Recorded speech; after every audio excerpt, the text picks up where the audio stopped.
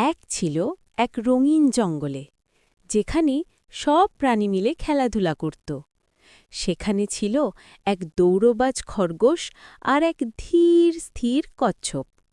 একদিন খরগোশ মজা করে বলল, এই কচ্ছপ, তুই তো এত ধীরে হাঁটিস, আমার সাথে দৌড়ে কখনো জিততে পারবি না।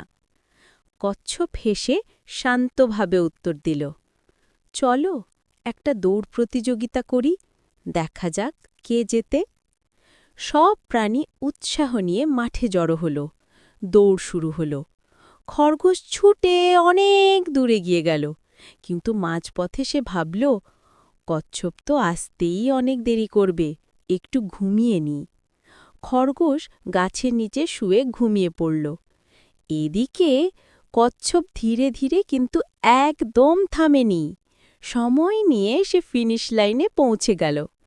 যখন খরগোশ ঘুম থেকে উঠে দৌড়াতে শুরু করল, তখন দেখে কচ্ছপ ইতিমধ্যেই বিজয়ী হয়ে গেছে। সব প্রাণী কচ্ছপকে অভিনন্দন দিল। খরগোশ লজ্জায় মাথা নিচু করে বলল, আমি অহংকার করেছিলাম, এখন বুঝেছি ধৈর্য আর পরিশ্রমই আসল জেতার রহস্য।